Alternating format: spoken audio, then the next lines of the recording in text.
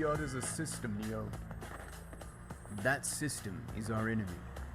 When you're inside, you look around, what do you see? Businessmen, teachers, lawyers, carpenters, all thinking that they earn for themselves, believing the money they use is a tool of trade, not of control.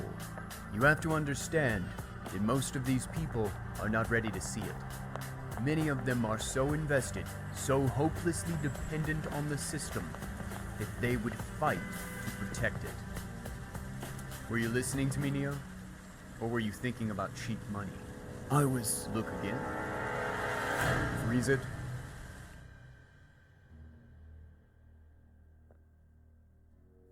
This isn't a free market? No. It is a system designed to do one thing. Take power from us and give it to them. Who are they? Cantillionaires. They can manipulate and steal any value stored within their system, directing us into a dystopia where they say we'll own nothing, but be happy. Within Fiat, they are the masters, and we are the slaves. We have survived by begging for bigger handouts from the money printer, but they are the gatekeepers.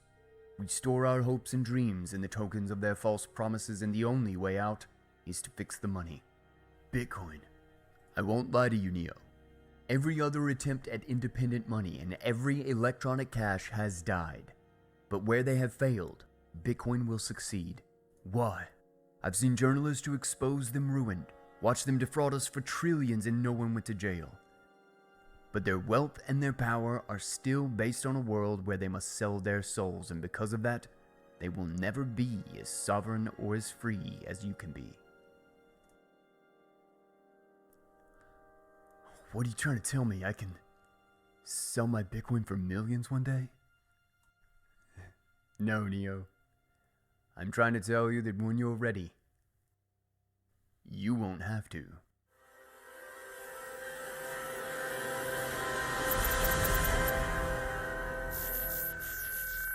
I had to include that. That's one of my favorite movies, and I think we currently are living in the Matrix. But the pill we need to help us out isn't the red pill, it's the orange pill. Today I have another clip from Altcoin Daily's interview with Michael Saylor.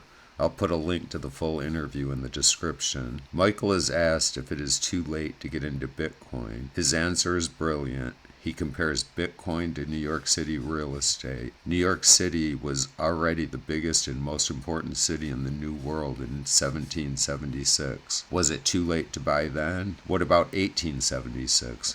What about 1976? In short, sure, there are people who got into Bitcoin 10 years ago, but we're still very early. You can't let the unit price of Bitcoin scare you. Bitcoin is the dominant network in cyberspace, and because it's so divisible, getting into it at any level is possible.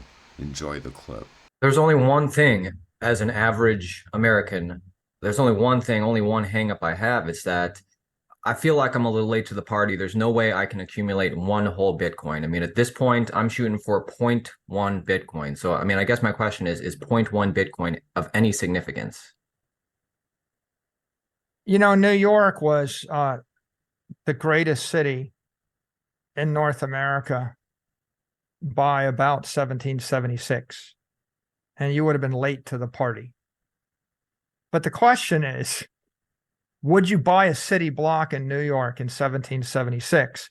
Or if you waited till 1876 and you were really late to the party and New York was the greatest city in North America, was it too late to buy a city block in New York City in 1876?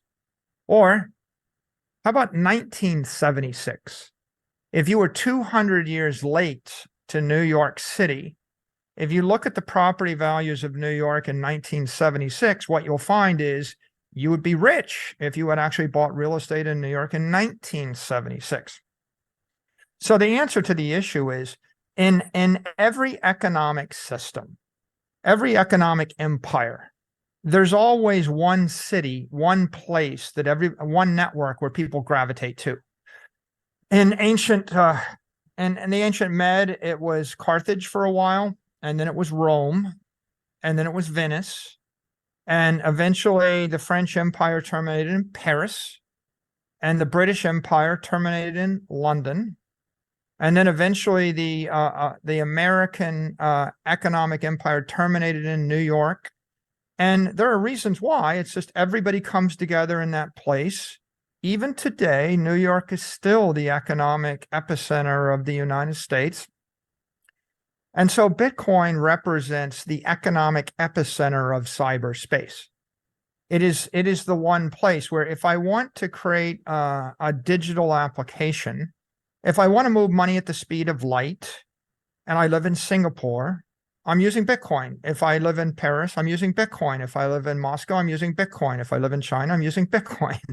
So you see, everybody in the world that actually believes in the idea of a digital asset that wants to build this as a treasury reserve asset, they're going to gravitate toward the most powerful network. Why? Because everybody else is gravitating there. Why do people go to New York? Because the smart money is in New York. I could go to New York 20 years ago. I could take 10 meetings. I could raise $1 billion in 2 days. So why would you be so stupid as to go to New York? Well, because that's where the money is. The money is in New York. So I went. And what did I bring with me? I brought my brain power and I built my business there. And so I then reinforced that network effect. Today, the smart money is in Bitcoin. Bitcoin's about a $500 billion network. How big can it get? Well, 500 trillion, 1,000x bigger in today's dollars. There's about $950 trillion worth of wealth out there, 350 trillion worth of real estate. Half of it is just capital or monetary premium. $300 trillion worth of bonds, half of it is just a monetary premium. 100 trillion worth of equity, half of it is a monetary premium. 12 trillion worth of gold, 80% of it is a monetary premium. So as the world gets smarter, people are going to sell those things because they don't make good money. Gold is awful money, right? It's just awful money. If you store your money in gold, you're losing half of your wealth every 35 years. So why would you do that, right? It's not working. In the last 2.5 years, gold is down 5%. Bitcoin is up 150%. The only people that are buying or holding gold are people that aren't paying attention, right? The smart money is clearly running away from it. And in time, people will dump their gold. And when they dump their gold, Bitcoin will jump by a factor of 10. So the answer to the question of why you should buy a Bitcoin is a Bitcoin represents one block in cyber New York, which has got 21 million blocks for all of eternity. And in the year 2500, people are going to be moving to cyber New York, right? I mean, New York was founded a long time ago, right? The only thing that keeps people from continuing to come into the great city, whether it's the New York or the London or the Paris, is when the economic flows move from the physical domain to the digital domain. As long as you did business in an analog world where you had to like put on a suit and walk into a building and meet with people, then you're going to see London and Paris and Tokyo and Hong Kong be great cities.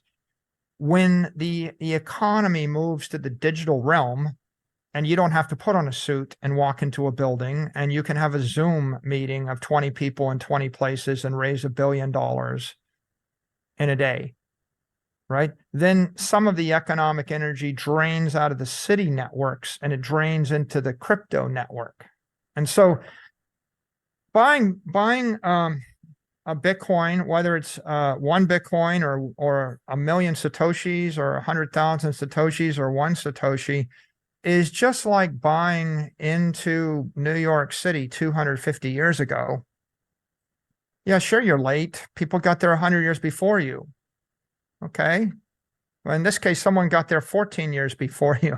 I once tweeted, very famously, I said, I think Bitcoin is, going the way of online gambling. And I think Bitcoin is like $100 coin then. Okay. And I was wrong, but I didn't need it. I was wrong. When I needed Bitcoin was $9,500, $10,000 a coin. And so I bought it at $10,000 instead of $100. People will buy it at 100,000. They will buy it at 1 million. They will probably buy it at 10 million, right? Because how much does it cost for an apartment in Manhattan? People pay $10 million for 4,000 square feet. $10 million, right? All of Manhattan was purchased for what, like $29 in beads or something. If you roll the clock back, some nothing. And so you can't really get caught up in what the unit price is. You have to ask the question, what is the dominant network in cyberspace? And Bitcoin is the dominant network. And the reason it's the dominant network is a bunch of things. One, all the smart money arrived there, right? If all the smart people that wanted a decentralized, non-sovereign store of value crypto network, if they all showed up, looked at 10,000 choices and picked this one and put all their money on it, right? That's like all the smart people, they showed up in America and they picked New York. You know why they picked New York? New York is sitting on 200 million year old granite schist, right? It's indestructible as an island, Manhattan. It's sitting between a bunch of rivers. It's sitting in front of one of the world's great harbors. And it's sitting at the mouth of the Hudson River, which is a mile wide, deep, and it goes straight right into the heart of the country. So if you were picking a port city, it was the most rock solid, geographically sound, logistically sound, well engineered port you could possibly imagine, and so it matters. And Bitcoin represents the same thing. Bitcoin is backed by 400 exahash of digital energy, and 400 exahash of digital energy makes it the most powerful computer network in the world. And so if I'm going to put $1 billion on it, I would want the indestructible, nation state resistant, fault tolerant, most powerful computer network in the world. I wouldn't want the second most powerful network. And I wouldn't want a network 100 times less powerful. I want a network where you would need every computer in the world to slow it down 10%. And you would need all the electricity in the world to slow it down 10%. And that's what Bitcoin represents, because of the way it's engineered. It represents an indestructible, unstoppable, most powerful computer network. And so anybody is looking to, if you're looking right now, you shouldn't look at it as, well, I wanted to buy something cheap and wait for it to go up 100x, so I better buy something that's a penny stock. Like, there is a meme, we call it penny stocks, right? The whole joke of a penny stock is, if you really wanted a penny stock, we can manufacture thousands of them. That's the theme of the room of the movie Boiler Room. The Wolf of Wall Street did that. It's been going on for hundreds of years. People manufacture a penny stock and they tell you buy it for a penny. It's going to go up to $5. You're going to make 500x your money. That's not what you want. You want a cheap apartment? I'll sell you a $4 million apartment in New York, which looks expensive, or I'll sell you a $42,000 apartment, in some random suburb, in a third world country. But the point really is, which is the better real estate investment? It's not a matter of the cost to buy the thing. It's a question of how secure is the network you're buying into. And everybody will tell you, you buy the beachfront property in Palm Beach or Miami Beach, you're better off to buy a house on land than to buy the apartment. You're better off to buy the apartment in the good building than the bad building, and you're better off to buy the apartment in the good neighborhood than the bad neighborhood. And you're better off to buy the real estate in the capital city of Rome or London or Paris or New York than to buy the real estate in the 13th biggest city in the country when the inflation comes. So that would be my answer to that question.